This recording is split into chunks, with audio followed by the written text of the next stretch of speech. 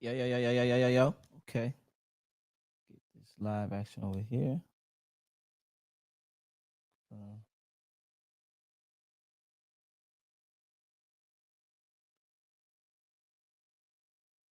oh man, why did we do all this? What's up, loved ones? How y'all feeling out there today? Today is a beautiful day. Today's Thursday. We are live for the Respectfully Great podcast. And I'm just working out some other kinks over here really quick. And it's going down. Let's go here. Trying to get live on one other platform, which is TikTok. So right now we are live streaming from Instagram, YouTube, StreamYard itself, Facebook. Shout out to all of my peeps that are in the building already. You know, it's nothing but unlimited love. I'm super appreciative. I'm super pumped and ecstatic. So you know how this thing works. Let me get that situated. Learn how. Choose a method, facial age estimation. What are they talking about? Credit card authorization. What are they talking about? How we handle our information when you submit your age confirmation, how to download your data. I won't do all that from your birth. Selfie with ID. Selfie with ID. I have ID here, man. So let's see. Really quick. Take a photo of your valid ID. You got a lot going on here. Let's see. Let's see what's going on here. Continue. Encode. Encode. Verify your ID. Continue. P scan. Let's scan. P scan your ID. Scan. Access. Allow this time. What's up, loved ones? Swag, what's up, loved one? Orlando, what's up, family? I'm just here. There we go. Snapchat that. Capture that. Got it. So I'm here right now, and I'm trying to get acclimated on one more other platform, and I didn't know on TikTok they do all of this, but it's all good. So hopefully we'll be able to be live on 4 different platforms, which is super dope. So really quick, let's see how this works. There we go. And we'll make this thing work. As of right now, how are you guys out there feeling today? How's your spirit? Hopefully you are doing well. In the chat, can we get some fire emojis, thumbs up? I just want to get some of that. Let's scan again. They making me scan everything over here. Jesus Christ. Jesus Christ. Christmas. Merry Christmas. Here we go. Tell me how am I smiling right? Head covered. Move closer. Lion face. Uploading. Hope they got my good side, man. Hope they got my good side. Let's see what's going on, man. All I'm trying to do is go live. Allow, date of birth, selfie request, request submitted. Thanks for submitting your appeal. We'll notify you by email, inbox, and app as soon as we have an update. So hold up. Might be go live. That's the whole play. Am I able to go live? Go live. Go live.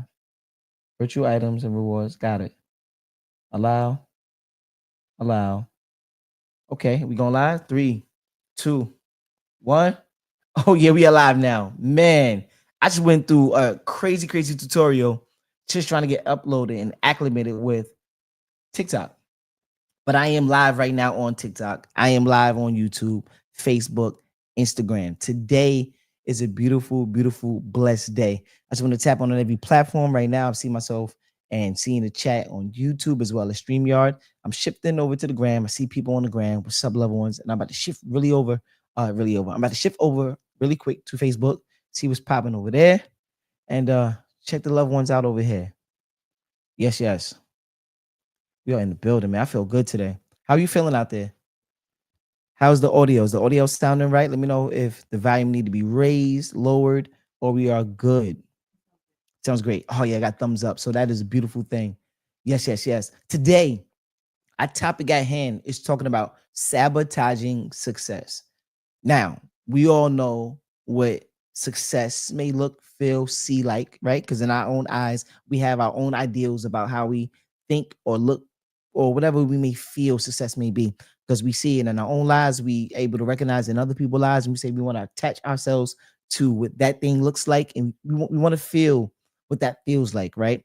And although we all have some things that we can count off and write off as rewarding and success in our own lives, because we think of success as being this big old magnitude of a thing, and we don't really focus in on how small things can be very, very rewarding, and it can actually be the leading cause to make us feel like we're worthy of success.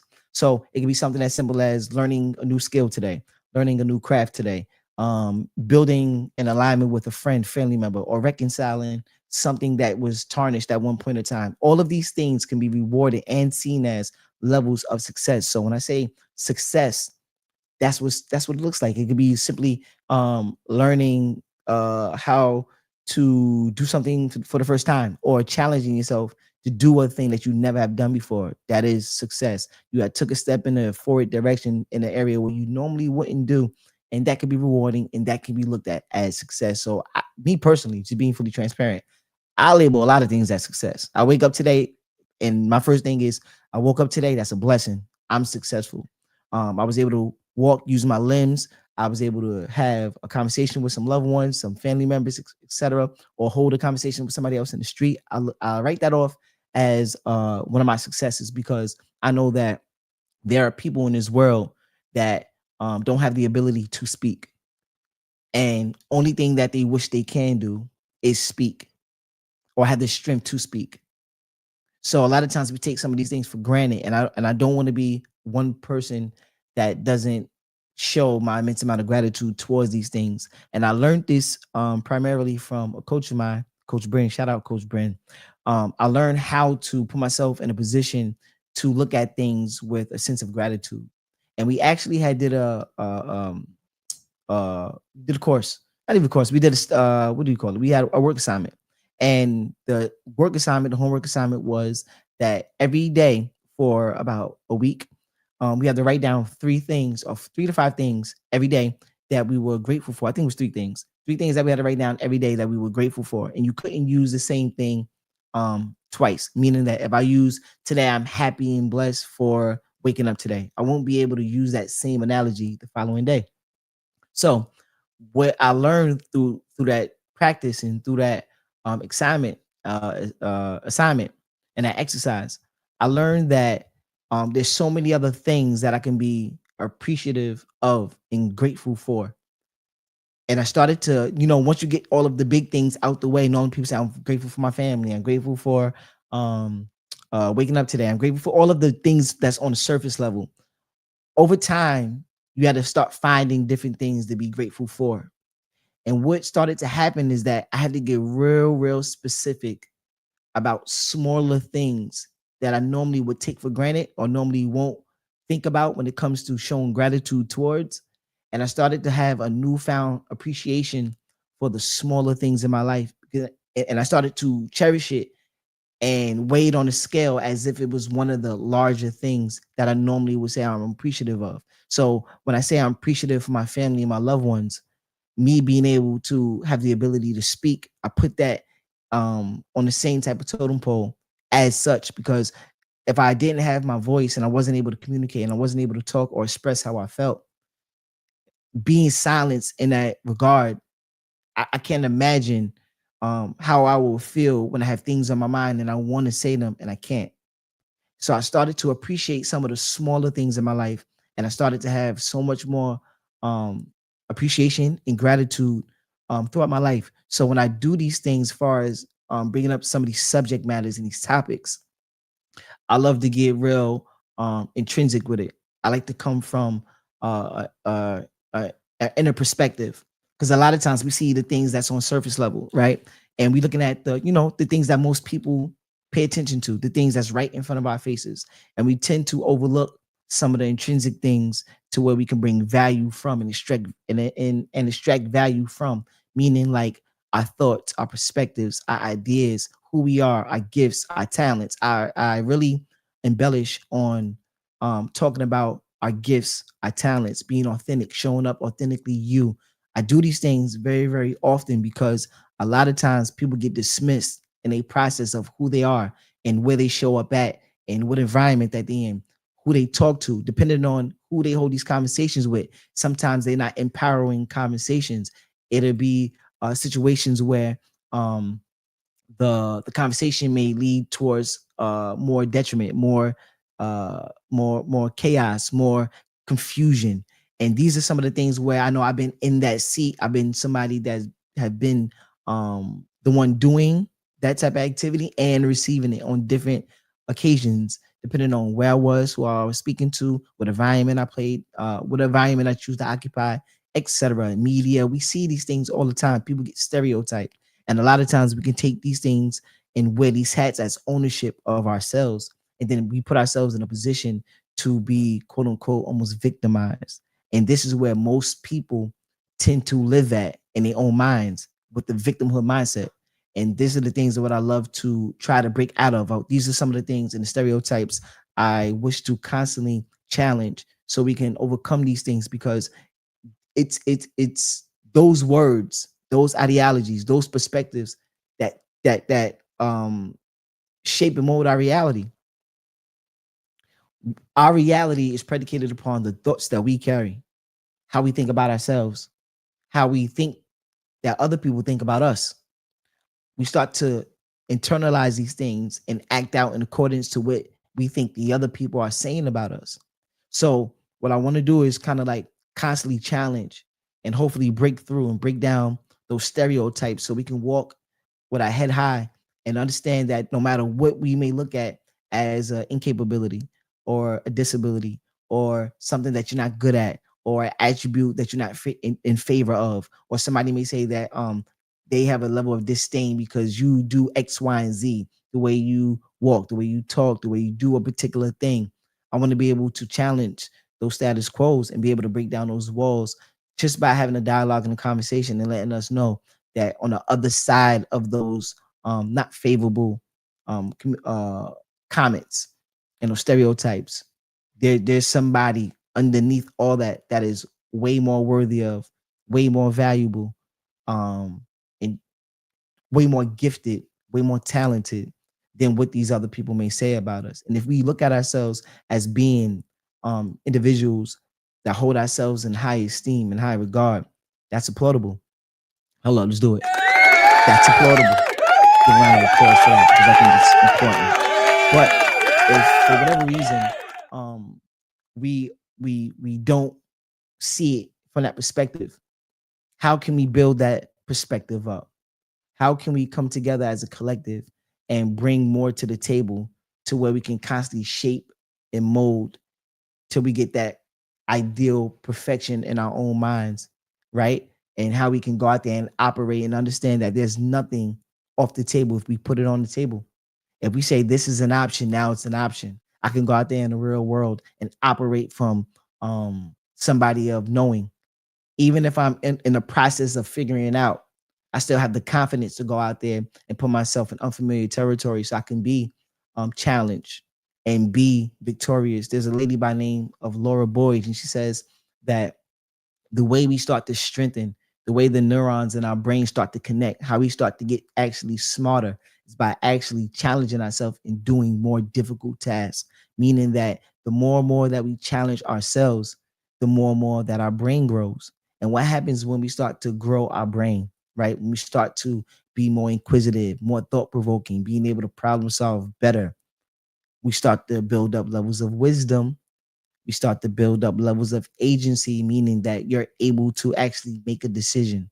That's what agency is, being able to make a decision. A lot of times we look to the left and look to the right and ask other people, what do you think about this? Ideally, we have our own perspective, but we're relying on other people to pass their judgment so we can rely on their expertise or their lack of. And then what happens if we relying on other people to decide our future? Who knows, right?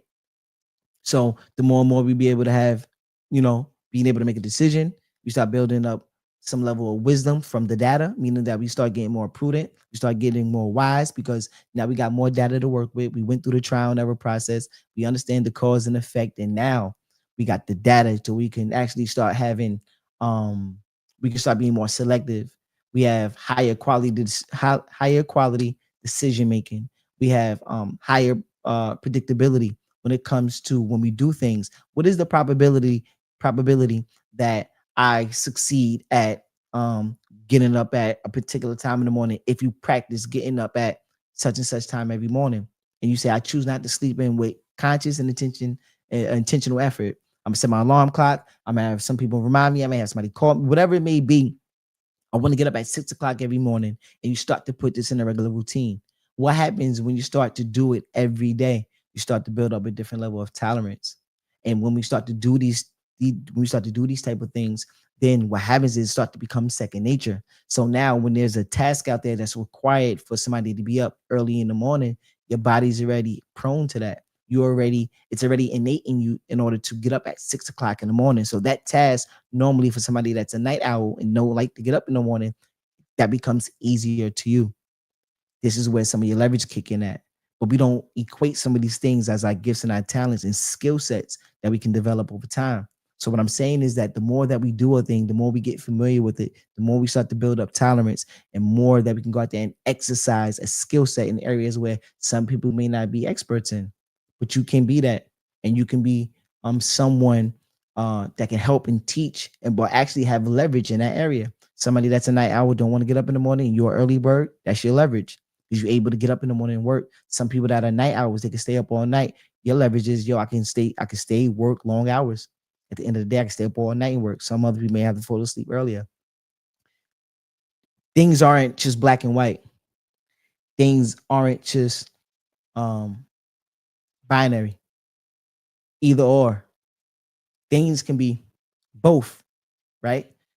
We can figure out what things that we can utilize to benefit ourselves to work to our better and greater good, because we can utilize the things around us as our leverage. But the only way we're able to do that is when we start having and building up insight of who we are, knowing our strengths and our weaknesses. We got to go out there and start challenging ourselves, like Laura Boy said, and start to get smarter. So so we can start connecting those neurons and start putting things together to where, hey, we have a higher probability when we go and say there's a task that need to be completed in the morning at 6 a.m.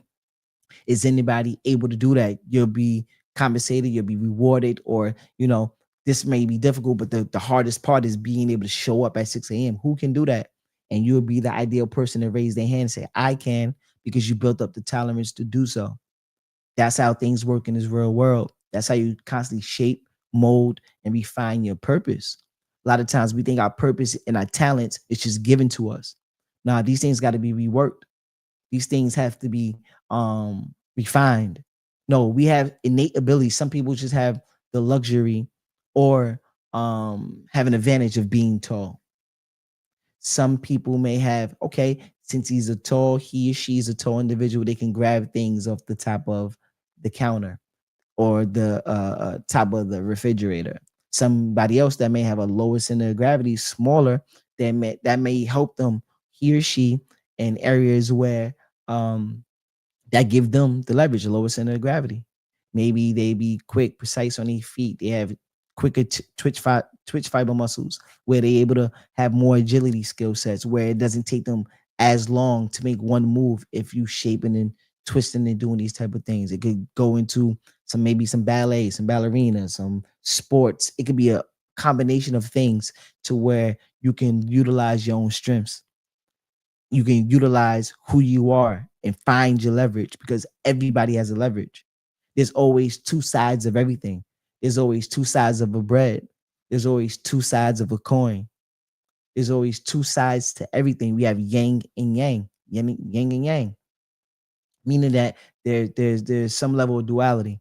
There's some things that go on in our lives to where it could be this or that, but we can learn how to where we fit in the equation and use some of these things to our advantage. Somebody may say, hey, I don't like speaking, but they're a great listener. Somebody say, I really don't like listening a lot, but they be a great talker. Somebody say, man, I like to play catch and throw, but I really don't like to catch all the time. I like to be the one that throws, maybe to be a great pitcher or be a great quarterback or be a great softball player or volleyball, whatever it may be. There's a plethora of things in this world that would give you the leverage. But we first got to discover self in the process. And what we came here today for, initially is about sabotaging success.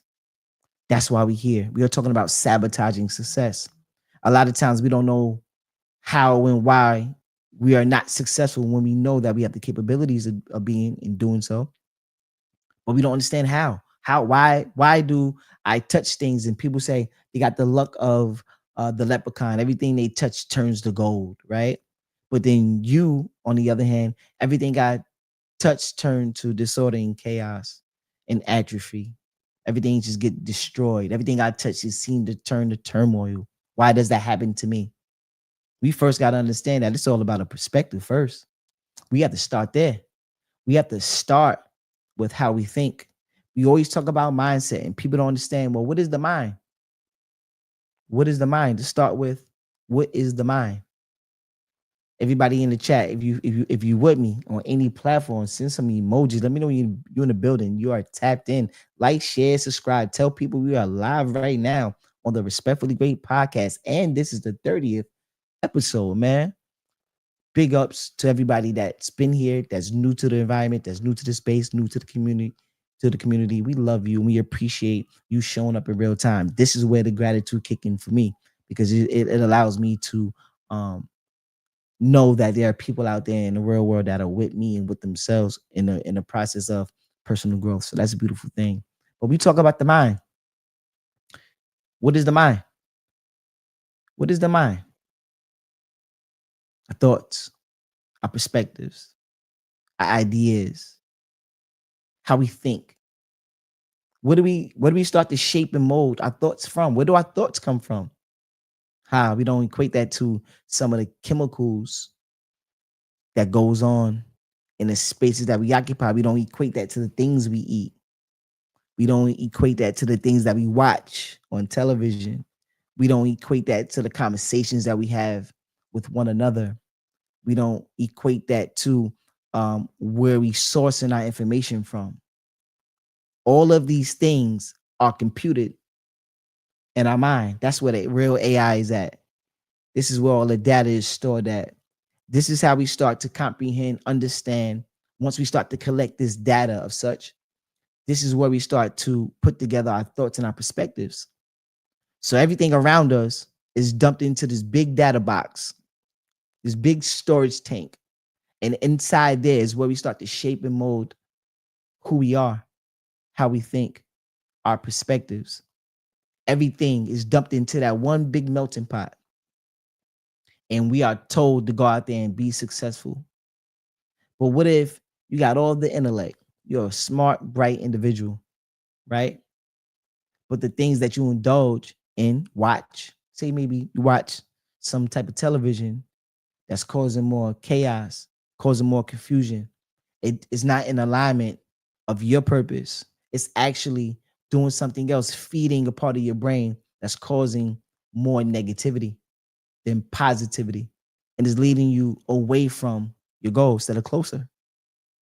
How do we balance that thing out? How do we start identifying some of the things we start putting inside of our mind if we don't start regulating who we are, what we eat, what we watch, who we converse with? Everything is literally our food. So we have this big database, this big muscle, this big brain of tissue, etc. And there's so many mind-boggling things that goes on in your mind that we don't even fathom.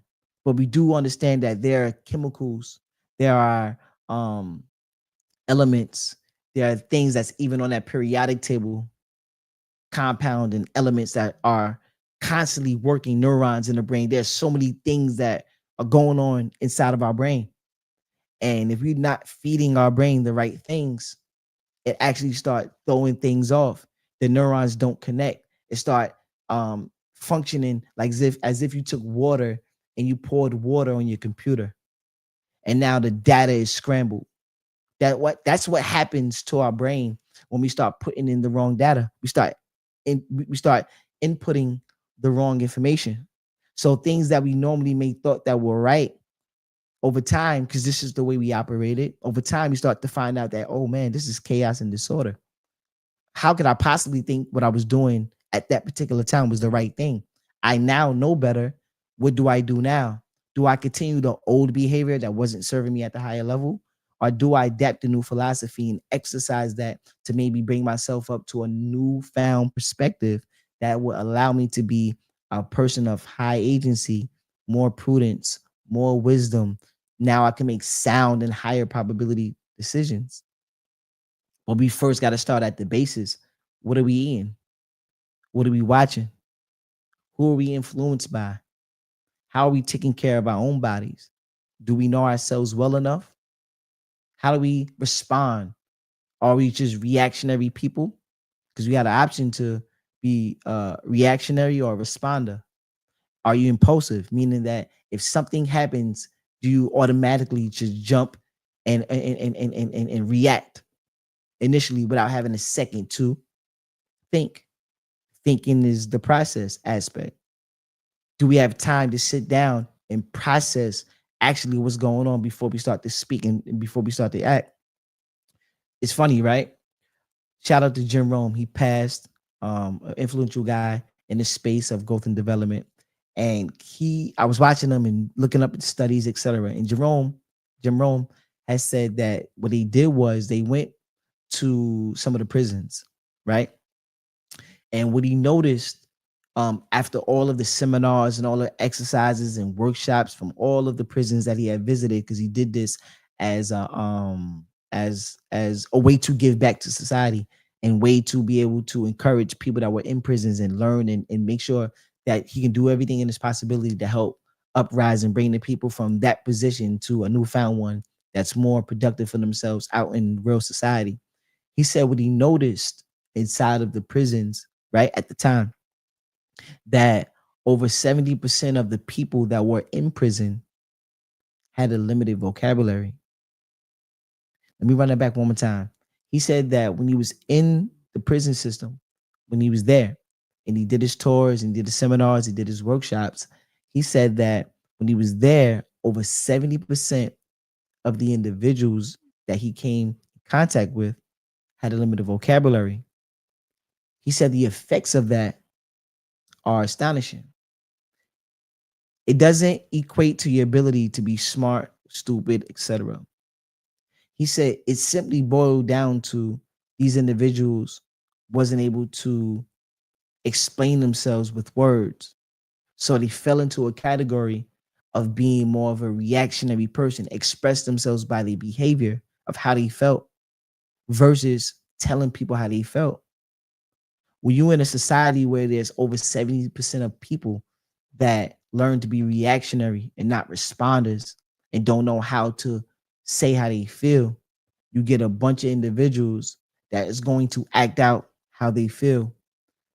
What happens when you in an environment where people are frustrated for inhumane conditions, um, having a different perspective than another person, your fellow brother or sister, and the only way that you're able to get your point across is by acting out and showing your frustration. What happens when we're in that position then? What are the long-term effects of our communities when we start to be just reactionary people and not responders and not being able to think? When he said that, I started to think and I'm like, wow, that's profound. I never thought of that in that type of context. So it made me start to emphasize learning how to express how I feel, because there was a point in time in my life where I was very, very frustrated. And the only way that I was responding, or lack thereof, how I was reacting, was trying to act out in a way that showed frustration. And it landed me in places that I didn't want to be. And then over time, I started to, pour more into myself. I started to watch more what I thought, I mean, things that I watched, things that I put inside of my body. I started to be more open instead of closed minded. I started to explore new territories. I wanted to work on oneself. So I started doing a lot of personal development, start challenging myself. And then over time, I started to see how other people operated in different environments that was more productive. I started to understand that in life, there are systems. I started to understand that the way people do things, people like us do things like this. People like us do things like this, meaning that everybody's part of some type of tribe or community or environment. You grew up in a household, right? Or you grew up in a place to where the people in that space, they did things a particular way. When they are in that space, they did things a particular way. Meaning that if in my household, the way that we were taught, using this hypothetically, if my household, if there was a way that we taught to communicate was to just fight, then that means that outside of my household, every time I wanted to communicate with somebody, the first thing I would associate with is fighting, not talking. But then over time, we start to realize that some of these behaviors going to cost us. So when I said people like us do things like this, I started to see, okay, how do I want to feel about me? I started to say, do I want to be down all the time? Do I want to be angry all the time? Started to challenge myself to be happy. So I said, well, what are some of the things that happy people do? Who looks like they're happy? What does happy look like? Smiles on their face, enjoyable conversations, more or less just feeling the euphoric feeling, just off the emotion. It just looks like the fluidity, just, person is just loose in a sense of saying that, it just feel like they don't have a care in the world. That looks like happiness to me. Some people may see that and run towards some type of drug, using this as an example. Some people say that looks like somebody shooting some hoops, per se. Somebody may say that that looks like hanging out with a bunch of women, or women want to hang out with a bunch of guys. That's what that may look like. It may look like just socializing with a group of individuals, male and female. Some people may say that looks like me just being by myself. So we had to identify what these things look like. So for myself, I started to look at these things from all of these perspectives. And I started to try to associate myself, not idol worship, right? But I try to attach myself to things that I wanted to experience in my own life. If I wanted to be happy, I try to figure out, what does happiness look like? Who looks happy? Where is happiness found? I started to look up the terminology. What is happiness? Who's happy? X the question. What does where can I find happy? I'm so happy. You know, shout out to Pharrell. You heard? But I'm saying, ideally, where can we find these things at? These are the questions that I started to arise in my own life when it came to me wanting to find out some of these things that I wanted to bring into my life. And I understand that in everyone else's life, there are things that people want to bring into their real existence. There are some things that people do experience that they may not want to experience anymore. And we have to first identify, well, what is it are we looking for in our lives? What do we want out of our lives? We got to look for some of the things that we want to look for. And then once we start to attach ourselves to a why and what, we can start going out there, start shaping and molding our purpose to become whatever it is that we desire to be. Today's topic is talking about sabotaging success. If you are with me right now in the live chats, throw me some thumbs up, give me some emojis, pat yourselves on the back, like, share, subscribe, tell people we are in the building. We are live right now. And I want to thank you in advance and in real time, just to let you know, man, you appreciate it. Just you being here today with us, you are appreciated. We also have some sponsors. We will get to them, but shop at respectfullygreat.com. That's where you can go there, get your latest and greatest in respectfully great fashion. Blogs, posts, you go up there, subscribe to our email list to where you also be able to be informed about the new things that we got going on in our community. So we are growing. We are continuously finding innovative things that we can bring and offer to us as people in humanity, so we can all learn and grow together in a space the way it can be high purposeful individuals. We can maximize our potential during this process. That's the ultimate goal. And we also out there finding ways that we can bring purpose into our lives. We can bring purpose into our lives. Whatever that purpose you want to go out there and fulfill, you can do that. And that's just by, learning and growing in any form or fashion that you need to. And respectfully raise a platform to where we are learning, growing amongst ourselves and with our community. So beautiful thing. Also, let's tap right back into sabotaging success. So we put the two terms together. What is sabotage? Right? We know we expounded on what success may be like, right? We talked about that. How about we talk about sabotage? What is sabotaging? See if I have a regular uh Webster's dictionary terminology of sabotage. But you know what? I also love to go off of what you think about the terminology, because it's also about when we hear words, when we see things, when we hear things, it's mainly how we associate with them. Although we have textbook definitions and we have things that we can always look up and find to give meaning to a particular thing, but at the end of the day, when we hear and see things internally, we are the ones that give meaning to these words, although they have um their meaning. Yeah, they have their true meaning, right? They denotative meaning, meaning their true meaning. They have that meaning already. But a lot of times we as people give things our own meaning and we just associate it with how we think of that word to be. So when we say sabotage, just off the rip on how you feel about the word sabotage, what do you think sabotage means to you? I'll give it a second or two while I sip some of this good old drink. And then I come right back to it. Shout out to everybody that's on these platforms on YouTube, StreamYard, Instagram, TikTok. Shout out to TikTok, on Facebook. Stream, we doing our thing, right? We just learning and growing as a community. Excuse me.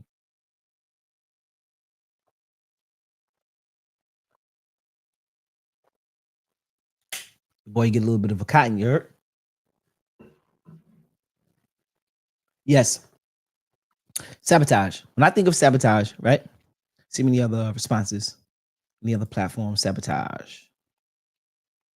It seems going to the different platforms and seeing uh where we can associate this word and what do other people look at this word of being. I dig it. Sabotage. To me, sabotage meaning something that you are destroying. Sabotage is something that you are turning to turmoil, turning to um destroying. If it was a word to mean to destroy, to tear apart, to not build up, it means to tear down. All of these things, when I hear the word or the term, the word sabotage, I think of destroying. We put the two words together, sabotaging success, meaning that you are destroying your success.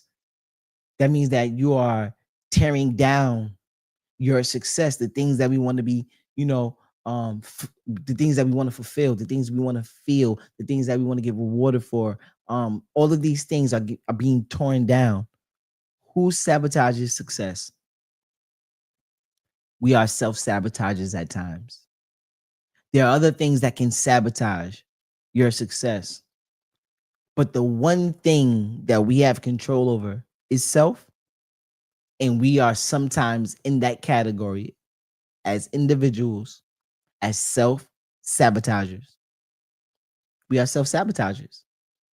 I have been a self sabotager. There are things in my life that I have done that destroyed my level of success.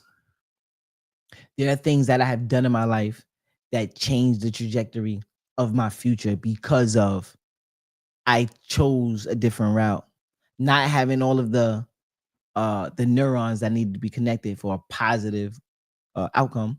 I didn't have the wherewithal. I didn't have the wisdom. I didn't have the patience. I didn't have the responder attitude. Instead, I was impulsive. Instead, I was ego driven. Instead of I was I had to prove a point, bravado. All of these things have played a major part into me being a self sabotager, the one that knew it all when I didn't know enough.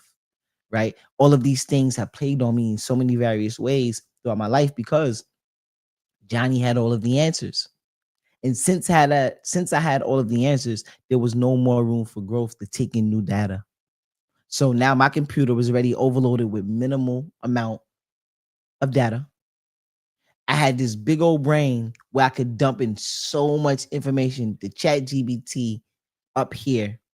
And since I knew it all already, I wasn't able to download or put in new data or input new data. so I could learn and have a higher perspective to make higher quality decisions, and I can maximize my potential. Instead, I was doing the opposite since I knew it all.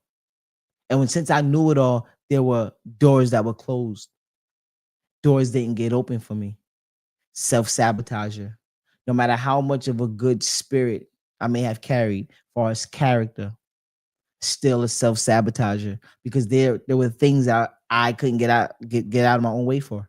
I couldn't get out of the egotistical mindset. I couldn't get out of being a reactionary individual instead of a responder. I couldn't get out of my way of somebody that needed to learn more and thought I had it all figured out. I didn't want to listen to mom. I didn't want to listen to family members that been down that same road, or whoever, or at school, whatever environment where I was getting some level of guidance in. I thought I knew it all above them, and not understanding that these people had walked the path way earlier than I did. They had seen it from the left, the right, the up, down, flipped it inside out. They done it all from what I was experiencing, and I had the lack of I had the lack of I wasn't coachable. I wasn't able to be coached, so I lacked the ability to actually learn and comprehend. And that there were some things in my life that were pitfalls that allowed me to be a self-sabotager, and it actually sabotaged my success. Has anybody ever felt like that?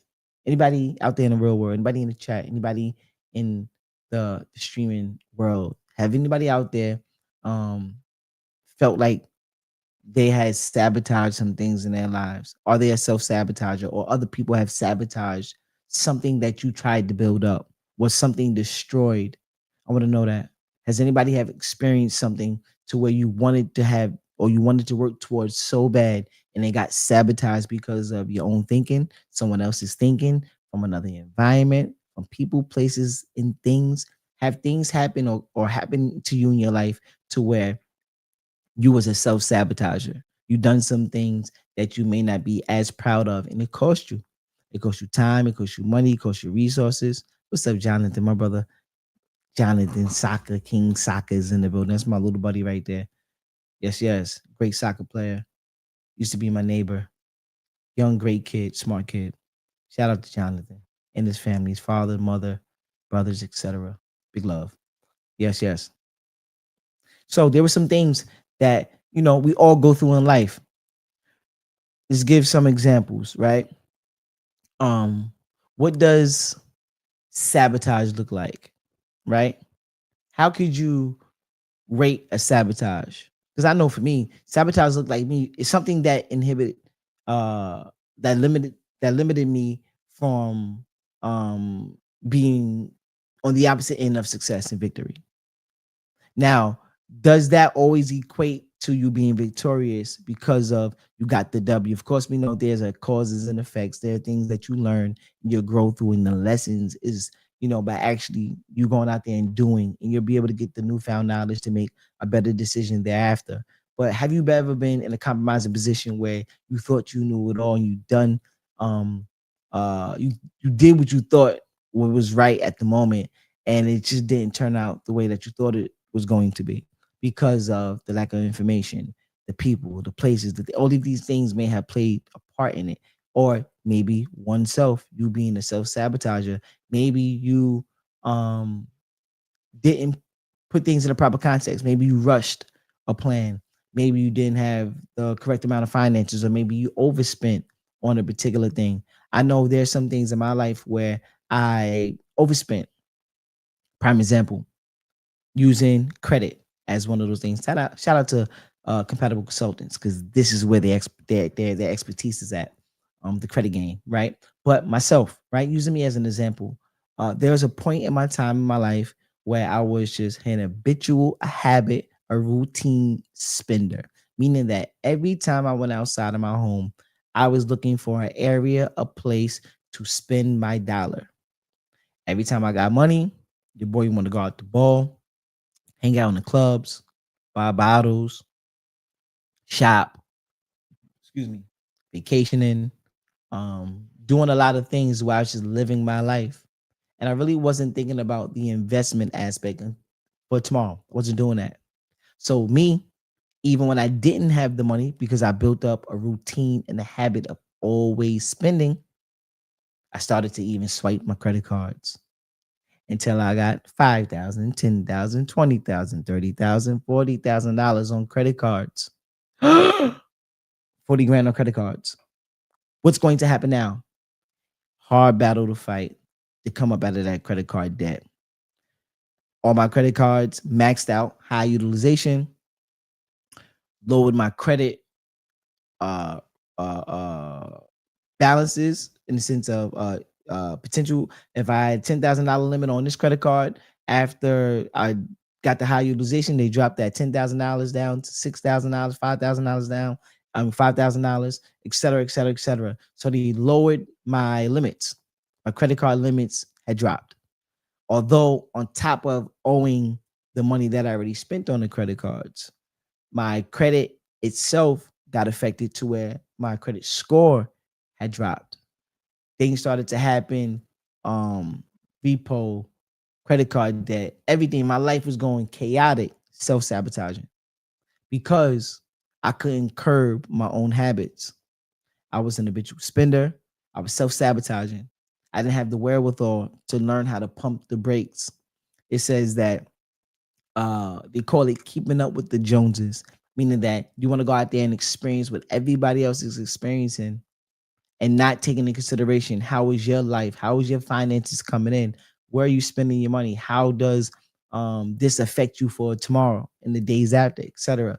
I was thinking momentarily, I was thinking about instant gratification. I was thinking about the new J's come out, I need the new J's. The new Nikes came out, you need the new Nikes. I need the new Dunks. I need the X, Y, and Z, the new Louis, the new respectfully great. I needed all of the new so I could come outside the crib, go to the spot, ball out, buy some bottles, chill, and go back home and repeat the process. And at the time I thought that was self-fulfilling. I thought I was getting rewarded by doing this some of these things. And by all means, disclaimer, if this is what you enjoy doing, beautiful thing. To me, it was to my detriment. So I love to enjoy some of those things, but in the process of me doing these things, my life was taking a turn for the worse. My life wasn't getting better. It was getting more confusion. It was getting more confusing. It was getting more chaotic. It was going more and more towards disorder, more and more towards atrophy, more and more towards things that I didn't want that I can equate as a success. These things to me were failures because it wasn't leading me towards the goal. It wasn't getting me to those next milestones in my life. And it affected me. And it affected me. That's how self sabotage worked in my life. And that's in one area. And the effects of that is that years later, it's still a hole that I'm working to get out of. Because although paying the credit card debt of 40 grand, I still got to pay rent. I still got to pay other car notes. I still got to pay my other bills, etc. And the money wasn't coming in like that. So if I got limited amount of capital and I have a plethora of bills stacked on top of one another, how do I ever get a chance and the opportunity to work my way out of, some of this sabotage? I had to start to reprogram my mind. I had to start thinking a little bit different. I had to start watching, okay, where do I learn how to be more disciplined? How can I be more disciplined? Who is disciplined in my life? What habits do they do? How do they manage their money? Do I got money management skills? Where do I pay my bills on time? All of these things that I didn't take in consideration. What are my interest rates on my credit cards? What is the highest? What is the lowest? I had to do some real homework and start putting, you know, some of these things into play in order to get me into a position to where I can finally start making my way out of the sabotage. Some of these things that we do in the course of our lives can be, you know, they can have long-term effects. Some may be short-term, some may be long-term, depending on how much you overindulge in one area. So I started to have some of these things in my life when it comes to sabotage. Where you from, the environment that you're in, the people that you hang around, the things that you do. They said people like us do things like this. Well, if you're a baller, you got to do baller like activities, or you can't consider yourself a baller. And sometimes, if that money's not coming in like that, you're trying hard to keep up with the Joneses, not understanding and knowing that you're putting yourself further and further down the totem pole and away from your goal. You're getting further away from your goal when you're trying to climb and be a little bit closer.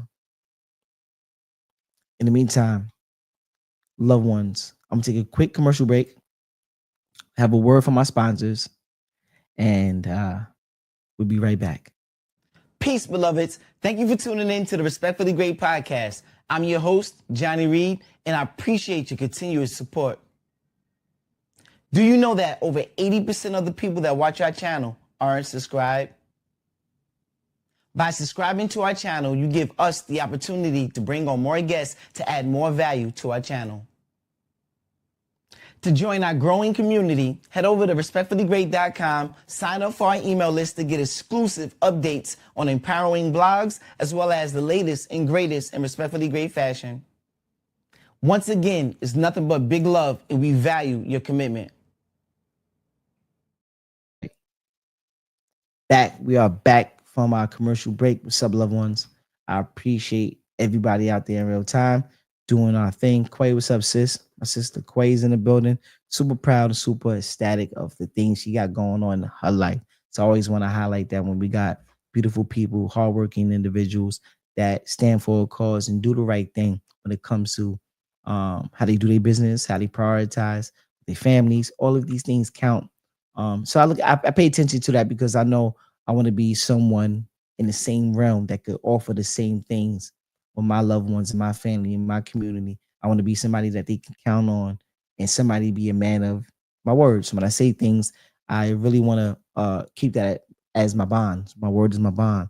So if I say something, I really want to stand on it and do exactly what I said, you know? And even there may times where things may not work out into our favor. But initially, the thought is every time I say I'm going to do something, I go out there and I exercise that until it's completed. And I think that shows who you are when you're serious about what you do. And I want to be somebody of that type of recognition or esteem. I want to be somebody just when people say my name, they can recognize it as okay. Um, hate them or love them. That person is somebody that says what he means, and that's it. And I recognize people in our communities, in our chats, and in the spaces that we occupy that do those type of things. So I encourage everybody to be a man or a woman of your word and go out there and exercise who you are to your best of your ability, because that's where your leverage and your gift is at. I've been learning that, and I know that I'm seeing it within my own life. That's why I say I had this belief system, and I carrying that thought process out, and I'm watching it work for me to my better and my greater good by being able to show up authentically myself and utilize these things as my leverage. So power to all of the people out there that's doing and working their way into being better individuals. So powerful, powerful, powerful. Let's get into something about some hidden lessons that we may find out when it comes to uh having these levels of perspectives. Sometimes self sabotage is a wake up call that reveals deeper issues. Sometimes self sabotage is a wake up call that reveals deeper issues. What do that mean? That means that a lot of times the things that we do, there are some hidden reasons why we are sabotaging. How about if we take it back to using this as an example, maybe our childhood? How about we bring about to some things that we experience when we were children that allow us to be self-sabotagers as adults and as we come into more maturity? Because age, we can call youth and age by, we could call people adults and children based on age. But maturity is what we really looking for, because you could be a 14-year-old with maturity of a 30-year-old. You could be a 30-year-old with the 30-year-old with the maturity of someone of 12 or 10 or et cetera, made no difference. I'm just saying that maturities will be looking for learning and growing in the spaces and times to where we can be better individuals for tomorrow. So what happens when I use this analogy about having deeper issues, maybe we have experienced or done some things when we were in our youth. right? Me, when I was younger, the boy used to play with a lot of matches. Used to play with a lot of matches. And when I used to do these things, over time, I started to start off with making little fires, setting things on fires, setting things on fire, setting things on fire, leading down the road of smoking, picking up other habits very early on, and not understanding as I became more mature over time. I started to realize there was a trend that I started to pick up. Initially, just having a curiosity of fire, had a curiosity of fire that turned into setting things on fire to leading down the road of smoking. And then before you know it, I was going down a road that I didn't want to go down for myself. And I'm like, how did I get here? Not understanding that there were some things that led me to this point. There are deeper issues or hidden issues that allow oneself to be self-sabotagers. Maybe it's an experience that you had when you were younger that, maybe you was afraid of frogs and somebody, you know, had a frog jump out your birthday cake and you lost your mind at that point. Oh, there's a frog, there's a frog. And you ran out the house and every day since that day you had a phobia of frogs. So every time you see a frog, you hear the ribbit, you lose your mind. Somebody hear the ribbit and go crazy. They have a phobia now because of the frog. Sometimes they are hitting in deeper issues to why we do things when we become more mature and into adulthood. Sometimes these things need close attention to be paid to. Sometimes we need to pay more closely attention to some of the habits. Where did this come from? Why do I feel like this? Who was the influence? Where was I at? What environment did I occupy? Who was I conversing with? Who did what, where, when, and why? Why do I feel like this today? Why am I so angry? Why am I so upset? Why do I feel like I'm the wrong one to be played with?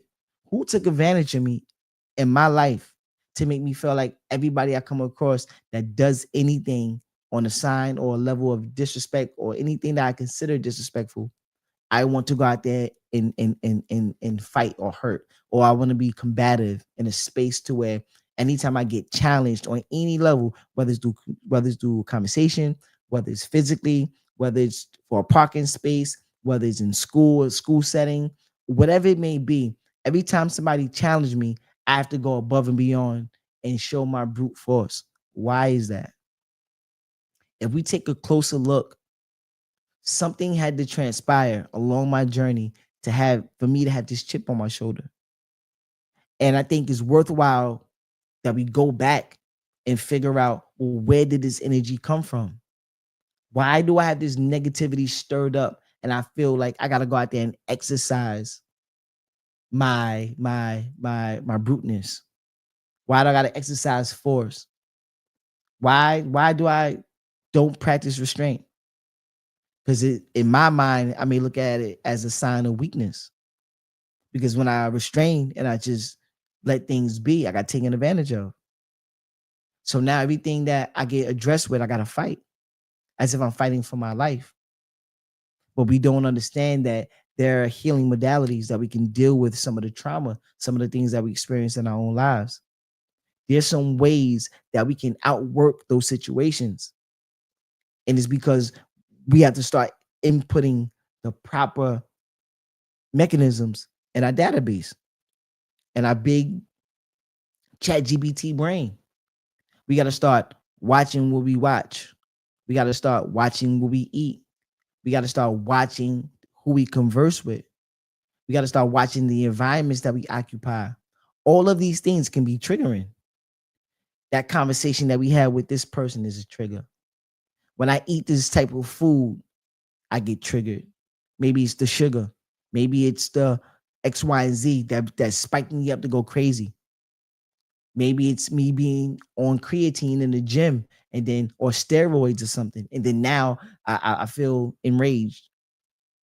Maybe there's another trigger of me being in a space where I feel confined and I don't feel I got the freedom or the flexibility. That may be a trigger. These are some of the things I say that we can start to pay real close attention to when we start noticing our own behavior, how we feel, how we look. Are we sad? Are we happy? Why do we got a chip on the shoulder? Why I gotta poke my chest out? Why do I gotta fight everybody that walk past me or cross me the wrong way? Why am I so angry? Where's the anger come from? Did I miss out on something?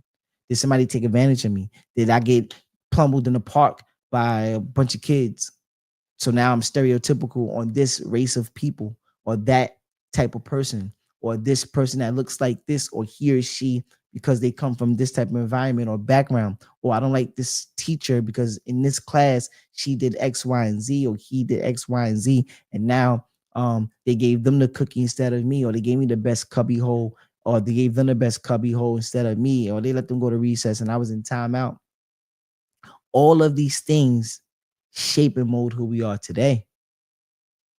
But the power of being able to change those things, we have the ability to do so. We have the ability to change.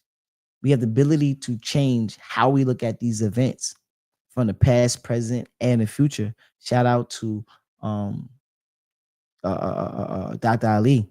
He put this in proper context and perspective, and I regurgitate it all the time because I really want to put this in my membrane and understand that in my psyche, I got to exercise this because I want to be able to change those turn of events that happened to me when I was younger. Why I feel I gotta just walk around and be bravado. Why am I so angry? Why I'm so mean? How do I take that same energy and transfer it in a way to where it could best serve me? Maybe if I got this chip on my shoulder, how about I take that same energy and put it in the arena to where I can go out there and spar in a boxing ring, UFC, do taekwondo, do something that's maybe go out there in the arena where there's combat, not going in the streets and knocking somebody over the side of their head because that could lead me to prison and a bunch of unwarranted energies to where I have to face, and that may cause me my future. But what if I learn how to take that same type of energy that I got built up, and maybe I can transfer that in a way to where it could be where it can have a better positive outcome? How about I exercise that in the gym? How about I exercise that in the boxing ring? How about I exercise that in my scholastic or my schooling? Let me just be super motivated and driven when it comes to my academics. Let me be super motivated and driven when it comes to my expertise when it comes to sports, or pick this up with my, picking up books or doing whatever way you want to transfer that energy. How about we learn to do that? How about we understand that we can do that? How about we understand that, hey, although I experienced some things when I was younger, I am here today, meaning that I'm a survivor of that thing. And how about we change the narrative of that story to one of victory, the one of learning, one of victory, one of life changing, positivity. You could associate that experience to work for you in a favorable way, and it all comes from perspective. It's all about how we process some of these things. It's all about what we associate these things to be. How do we turn these things into victories today? Because we all know we had experiences, but the beauty of having these experiences is directly connected to you and is your testimony. So a lot of times we want to constantly run from what happened to us. So we constantly running. We exhausted.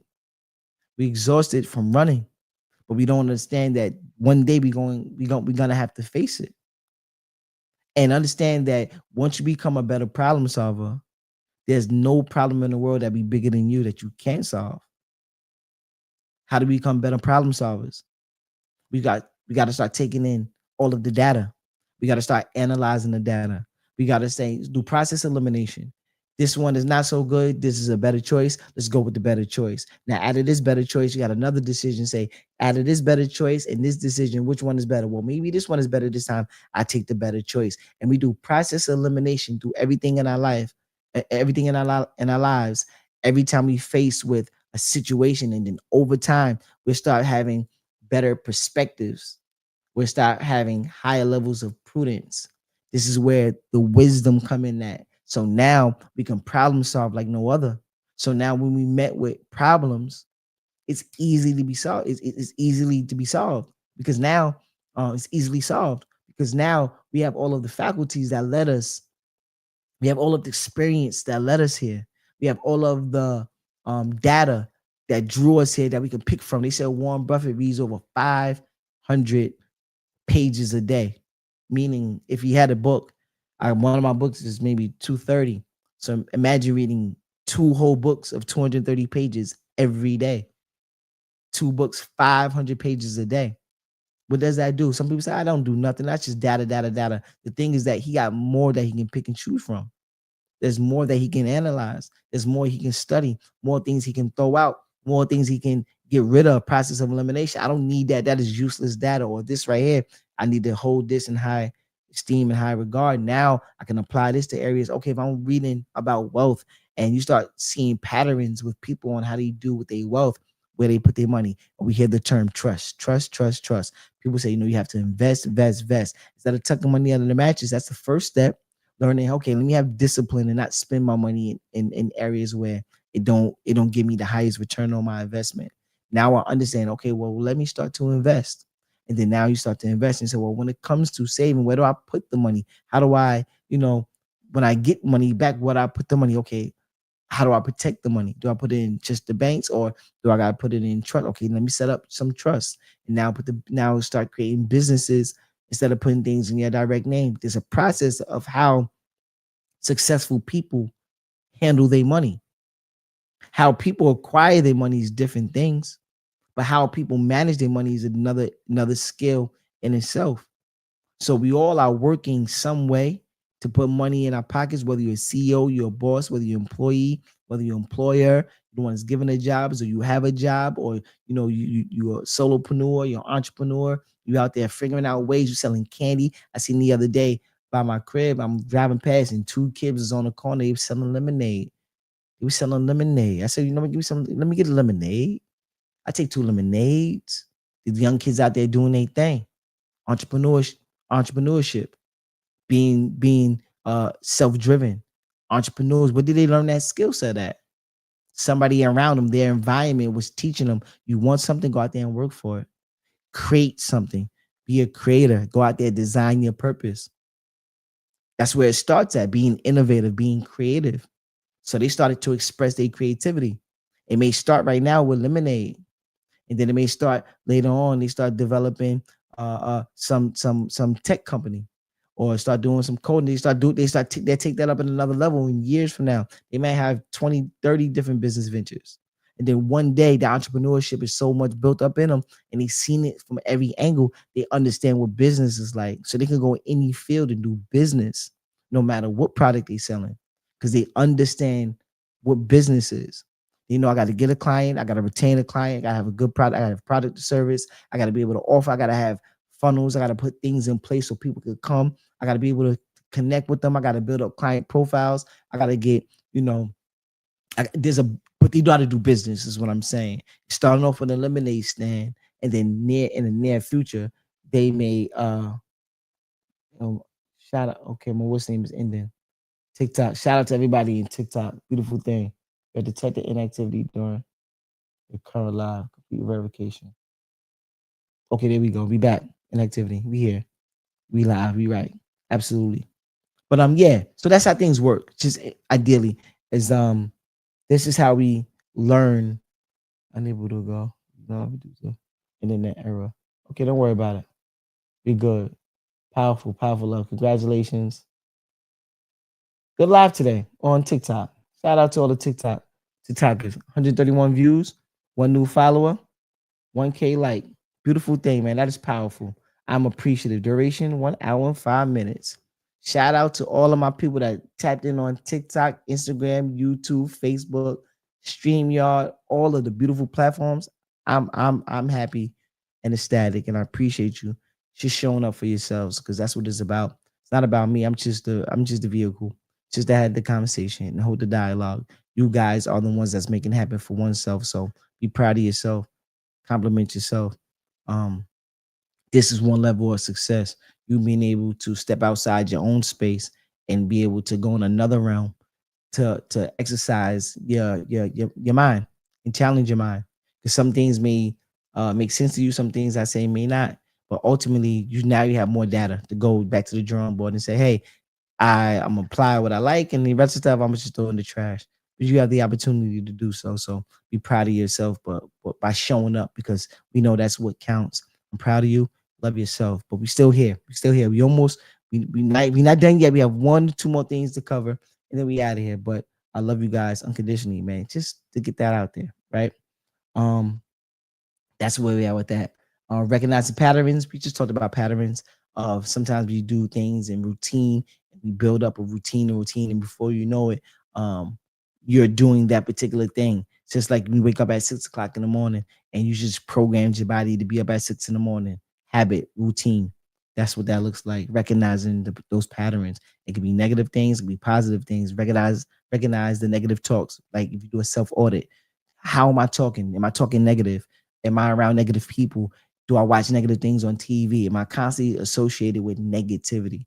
We gotta break those things up. What am I listening to at the radio, or my iPad, or my iPod, or my Spotify, whatever platform I'm using to download or stream music?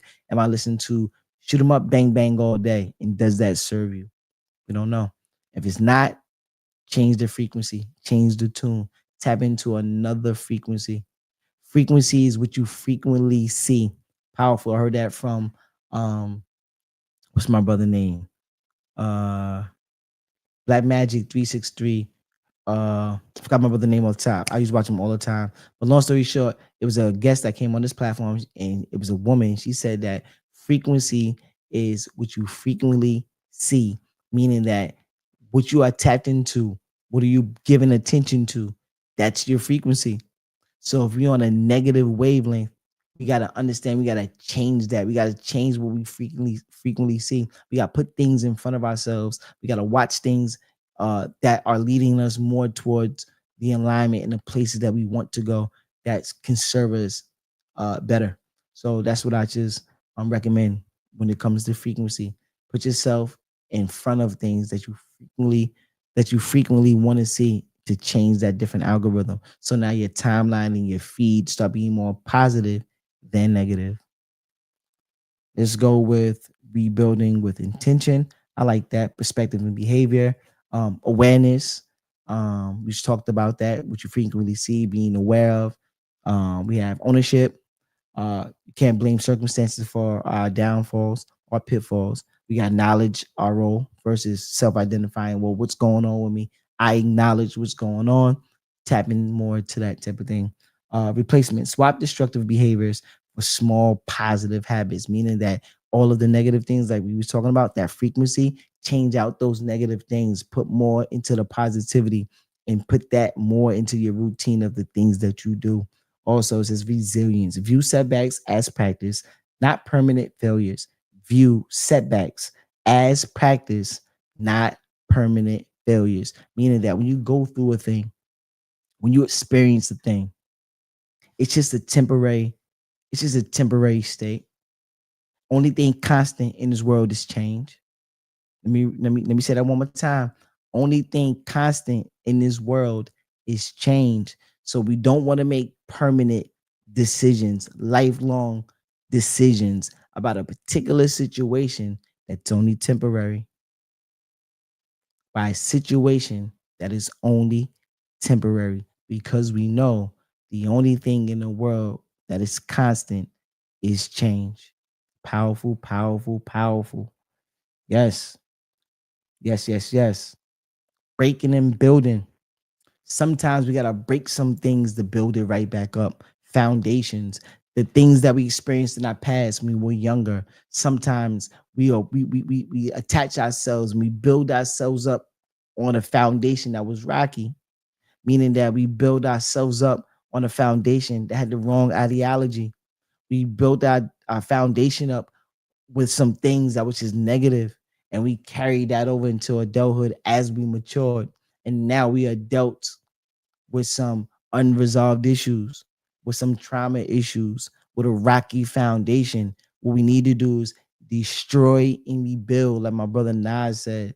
destroy and rebuild, meaning that we got to break down some of these barriers, break down the walls, destroy this building, blow this thing up. So now we can build it back up, take it down so we can build it back up with a stronger foundation.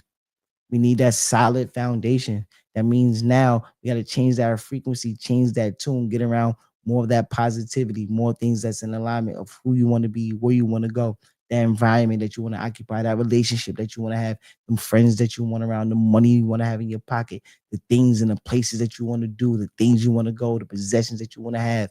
Priceless is the things you have intrinsic. That is priceless no matter what you can buy in this world. Something that is so priceless is the intrinsic value you find in oneself.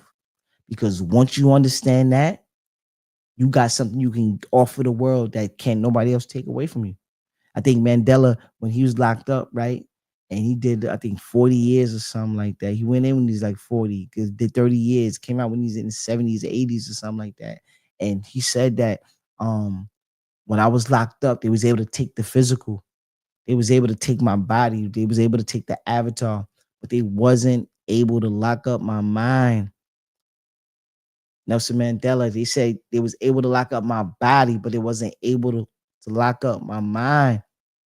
So that's where that intrinsic value is at. Keep building that up. Keep being strengthened.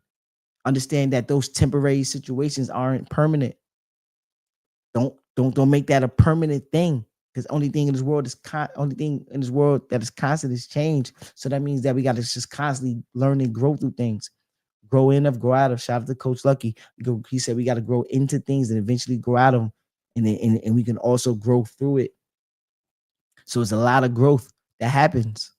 Sometimes when things feel like they're not growing, it takes the initial planting of the seed, meaning the idea has to get sparked first. We got to drop the seed in the soil. Although it may not grow initially, but the process starts. As soon as you plant the seed, the process starts. And then from that point on, it's just cause and effect. Are you watering that? Are you watering the seed right? Are you giving it the proper sunlight? Are you putting the right proper fertilizer around, the right food? Are you feeding the plants right so they can grow up to be strong and you can bear the fruit from it? But to start with the seed first. Most people don't want to plant the seed. They said this idea is so far fetched, but we scared to drop the seed in. I know I was like that for a very long time in my life. So what I do now is like every time I have an idea, I'm gonna drop it in the water, see how it works. Some things may work out to my favor, some things they don't. But I understand, just like the body, it's just like the mind, just like the spirit. The more and more I keep working these things, the more and more I get closely connected to it. I keep refining and designing my purpose during the process. Although I dropped the seed and I didn't see anything yet, what it is doing is curating the idea, is building up the initial ideation stage. That's what the idea is. It is starting the process. It's starting up now. Now, the curating part. How do I maintain? How do I advance? I have to learn through trial and error, field of study. I got to put these things into practice. I got to put these things into practice. I got to be actionary, somebody that takes action. I can't sit around and things and just wait around, because we know anything you leave to itself it turns to disorder and chaos. It atrophies. Anything you leave to itself, it turns to chaos and disorder. Entropy, atrophy. That's what happens. So we know that everything in this world we gotta give the attention to. We just can't set it and forget it with things. Now we put the work in, we drop the initial seed, the idea, right? And after we drop the idea, now is the curation process. We got to start to curate. We got to start to put things into practice. We got to water the seed. We got to give the seed the proper sunlight. We got to get the proper fertilizer for the seed. We got to watch it grow, and we got to repeat the process. This is where the habits come in at. We have to be habitual. We got to do this on routine. We got to recognize the patterns. We got to do this. Oh, sometimes you may add too much water, a little less water. Maybe we gave it too much sunlight. We got to find the right balance. But by doing this every day, you start to learn more. What I'm saying is that that seed is you. That seed that we planting is you. It's you that we are planting the mindset, who you are. So every day that you are working on you, you are that seed. And then the more and more you keep refining how you think, the way you exercise, the way you work your mind, the conversations that you have, to learn how to be vulnerable, learn how to stand up when necessary, but learn the exchange of communication, learning how to communicate. Jim Rome said, bring up that vocabulary, start adding to our vocabulary, learn how to express ourselves instead of being reactionary. How about we be responders? How about we start doing what Laura Boy said, start connecting them neurons by challenging ourselves by doing difficult tasks? How about we start building up more agency? How about we start being more prudent, start being more wise? How about we start collecting more data inside this big old data chat GPT brain? What can we do then? Now you start to become unstoppable. You start to become that you turn from a regular human to superhuman. Now you a deity. You walking around flying. How that boy flying? He levitating? How she flying? She levitating? How she reading minds? Oh, you know that thought when you're around somebody so long and y'all think the same thing, y'all say it at the same time. But imagine if somebody got that ability to go out there and just read minds. They said there's a practice I think it's called NLP, neuro. What is NLP? I forgot. Let me see. Neuro. I forgot the terminology, but this is where you can learn how to do this. Learn how to NLP techniques. NLP techniques and neuro linguistic programming techniques are set of methods focused on improving communication, mindset, and behavior by analyzing and altering how people process information and respond to stimuli. That is powerful, meaning that the way you start to understand how to tap into other people's minds. You understand how the program, how people start to respond by the things you put into the ethos, the things you put into their minds. How powerful is that? If we start to understand NLP, we understand ourselves so well that we're able to connect with other people on different levels by understanding the methods and techniques to be able to create a response through that stimuli. How powerful is that? Learn through their behavior. When you see a child acting up, we understand as adults and we understand NLP. How can we change that behavior to one that's productive? Okay, that child needs some level of attention. So how do we take that child and we give them the necessary tools so they can be a prosperous person in the near future? We understand NLP and we can start, let's alter the behavior. Let's find the right words in the program that we can put inside their mind to help them think better. Let's see how they respond in this type of environment when it's a loving environment, not one where they're getting cussed out, getting beat over the head and kicked in the behind. How about we bring them to an environment where they told that they love and they get hugged and they say, no, you are valuable. And you go out there and you could conquer the world. You could be anything that you want to be. That's what happens when we start learning these different type of methods. We start imposing our mindsets and just giving the leverage to whoever we come in contact with, not to take advantage, but to incite a thought process to initially create a response to that stimuli. So now that person can be changed and altered in a direction that's more beneficial for them. If you care about the people, there are some people that are using these things to manipulate. So we understand there's just two sides to everything. But I know for the God, I want to be on the right side of the things. I don't want to look to take advantage of. I want to be able to insight. I want to be able to spark insightful things so this person can say, you know what, ideation stage, I could plant the seed. How about letting that child grow and let them plant the seed itself and be the best version of them? There's nothing more beautiful than you being the person that's learning, growing, and maximizing their potential. And then once you master thyself, you're able to help other people master themselves. So now when they faced with difficult tasks, they know how to problem solve that. Like, I got that. And they can help other people that came from the same spaces, the same environments, the same thought process that they were initially in. They can help those other people. Each one teach one. Because I'm learning from everybody. I say these names because this is where I get the ideas from. I never heard some of these things before in my life. But as I start to hear more of it and start to piece these things together, these things start to make sense to me. When they all sound fabricated, when they make no sense, I'm like, these people are crazy. But I see how my life changed from it. It's building me up. Every day I'm planting the seed to be a better version of myself. And I'm watching it take form and shape in real time. because I see things in my life changing. I kid you not. And it's not materialistic. I'm talking about intrinsic. I'm talking about internally. I'm watching things change in my life because there's things I used to approach in a totally different manner. But now instead of being a reactionary person, I learn how to respond.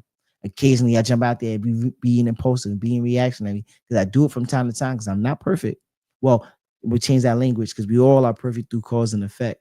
But what I'm saying is that there occasionally I jump out there and I still have a different stimuli, I have a different response due to my own programming. When I hear certain things that may trigger me in trigger words, I start to react in a way when I know that when I do things with intention, I can respond to it. But over time, the more and more I get through continuous programming, through habitual activities, through the positivity, I know I can continuously build up the level of tolerance to now I could be a responder on every occasion. So now when I'm faced with difficult tasks, can't nobody ruffle my feathers. Can't no environment break me down. Can't no conversation with somebody else that's trying to hurt me. I could be built up because I know what that is. I know what that look like. Hurt people hurt people. So somebody coming at you with that negative energy, they hurt somewhere. But I understand what that look like, and I could change the trajectory of that. I could turn that energy into something. I could move away from it. I can indulge in it. I could attach myself to it and become the same type of person and match the same energy. But we know what happened when two things collide. Everything, and I heard this from Dr. Ali too. Said everything that's in the universe, nothing collides if it's in the universe. Only thing that collides is the asteroid with other planets and stuff. Other than that, all the planets, you don't ever hear no planets crash into one another. Everything is synchronized. Everything is in perfect orbit. Nothing collides. Think about it. Nothing collides with something that they're in harmony with. Hold up. Nothing collides with what they are in harmony with.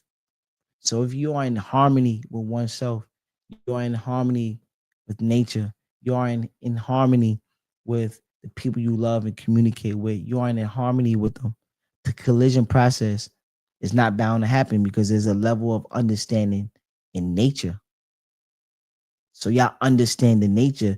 The woman in her womanhood understands the man in manhood, and man understands manhood, and also understands what womanhood look like. So when a woman going through her things for the time of the month, the man could understand. Oh, I know what that looks like. That's coming from a place of a woman doing a woman duties, discharge for the month. I understand what that look like. I get that, and it's not personal. Vice versa, man is man hunter. So when he out there stalking and he going there trying to bring food back for the family and he's in that space, okay, let him go out there and hunt. Let him go out there and hunt. But that's how we in harmony with one another. So that's just how things work. If things are in perfect orbit, it's it's not colliding with itself. It's in perfect harmony. And these are the things, like I said, I'm learning from. I never heard these things put in these type of contexts before. So as I get more familiar with them, I start to understand them differently, and I'm like, oh, everything around us is in tune. We can be in tune with everything around us. Sometimes the everything is just causing more chaos because we're not in tune with oneself first. We got to know who we are, where we are, what we stand for, and are we putting ourselves in environments, places, spaces, mentally, spiritually? Are we aligning ourselves with things that will bring us harmony, not more chaos? Because when people start looking for chaos, something is disrupted. Something is disrupted. Something is something. That's when the water is spilt on the computer. So we got some viruses that's downloaded. We got some parasites that's eating up the mind and the body. We got things that is malwire. It's malfunctioning going on. It's malwire. Some going on, man. Things are out of control. So this is something that when we talk about self-sabotaging, these is how these is this is how some of these things show up.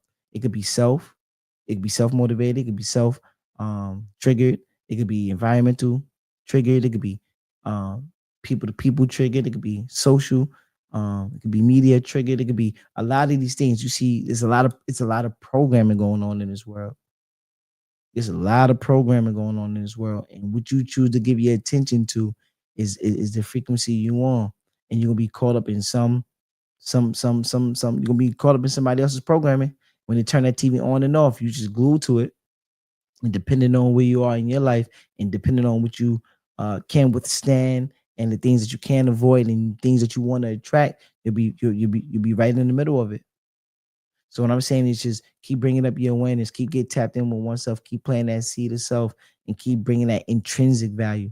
Because once you continuously do that, there's nothing that nobody can take away from you. Like Nelson said, people could take all the material, all these things could go. They could take all the materialistic, they could strip your bank accounts, they could put liens on you, they could mess your credit up, they could say you owe this, you back taxed on this, you ain't pay your business, they could do all that.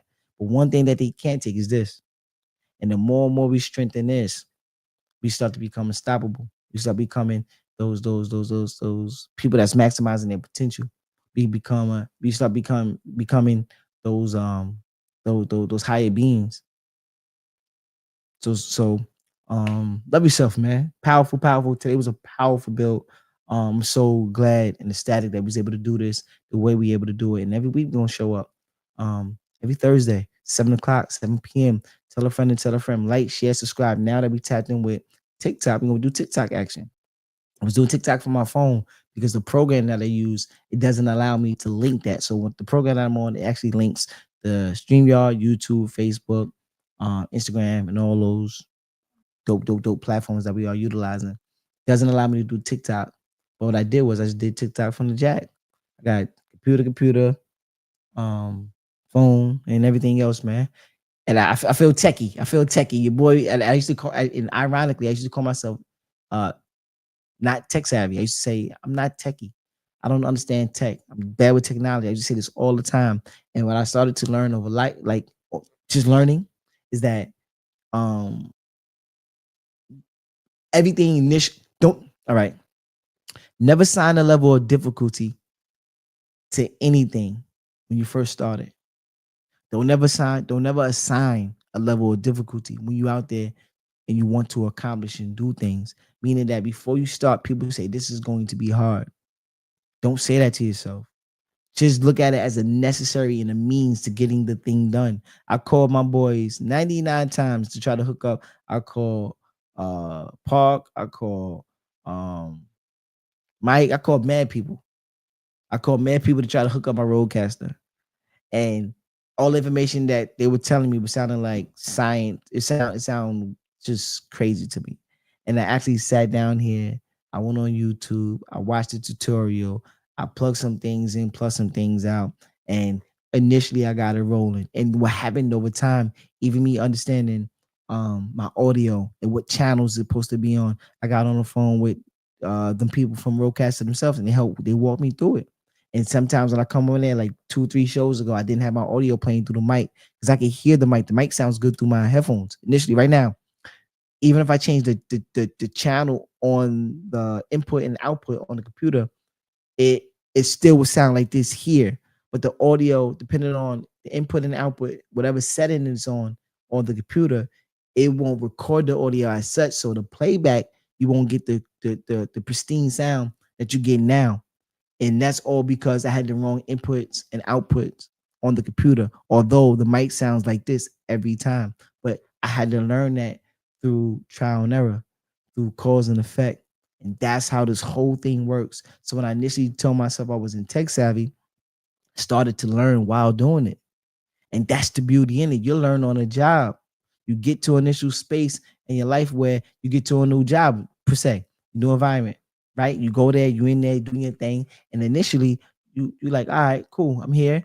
And I don't know the ropes. And for a week later, man, you know where your hottest spots are, you know who do what, who take the break early, who does they work 110%, who gonna tell on you, everything about the environment because you start learning on the job.